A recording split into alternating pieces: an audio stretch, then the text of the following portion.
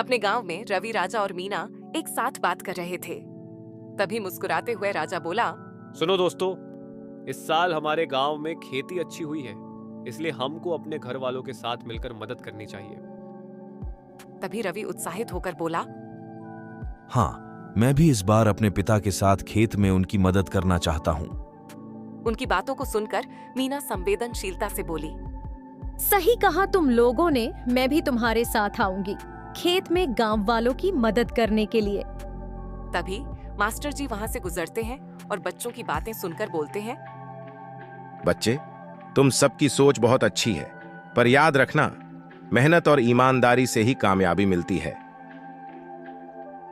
अगले ही दिन राजा, रवि और मीना तीनों ही खेत जोतने का सामान लेकर खेत की तरफ चल देते हैं।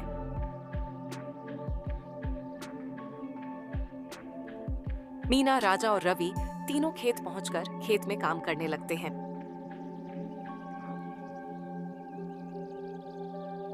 देखो रवि, ऐसे सही तरीके से जुताई करनी होती है। फावड़ा जितना जमीन में अंदर जाएगा उतनी अच्छी फसल होगी। हाँ, समझ गया आपसे। मैं भी ऐसे ही फावड़ा चलाऊंगा। हम लोग रोज एक साथ मिलकर मन लगाकर काम और मेहनत करेंगे तो फसल अच्छी होगी। कुछ दिनों बाद रवि अपने घर पर अकेला और चिंतित बैठा था। तभी राजा और मीना वहां आते हैं।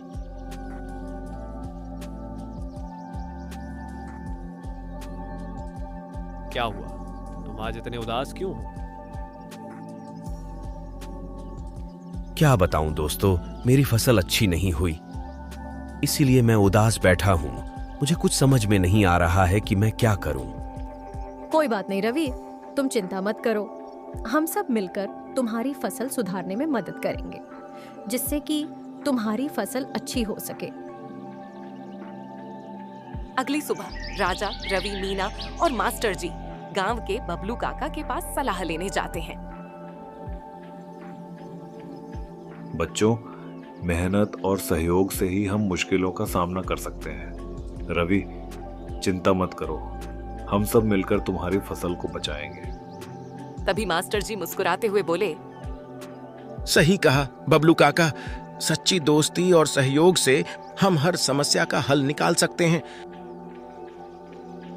राजा, रवि, मीना और बबलू काका मिलकर रवि के खेत में काम करते हैं। सभी मिलकर फसल सुधारने की कोशिश करते हैं।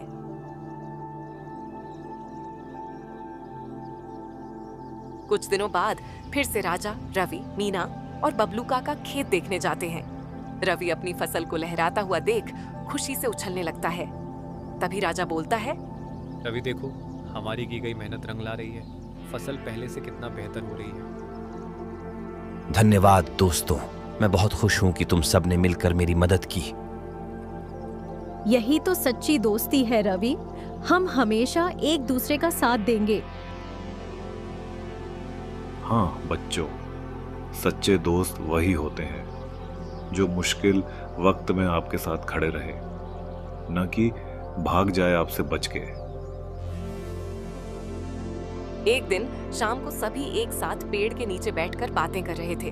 तभी राजा ने बोला, इस बार की मेहनत ने हमें सिखाया कि अपनों के सहयोग और सच्ची दोस्ती से हम हर मुश्किल का सामना कर सकते हैं। राजा, अब मैं समझ गया हूं कि सच्चे दोस्त और मेहनत का हमारे जीवन में कितना महत्व है। हाँ दोस्तों, और सबसे महत्वपूर्ण ये है कि हम सब ने मिलकर एक साथ काम किया और सफल हुए। सही कहा बच्चों, सच्ची दोस्ती और अपनों के सहयोग से ही हम जीवन में आगे बढ़ सकते हैं और अपनी मंजिल को पा सकते हैं। यही तो हमारी संस्कृति और परंपरा है, मिलजुल कर रहना और एक दूसरे की मुसीबत में मदद करना, जो हमें दूसरों से अलग बनाती है।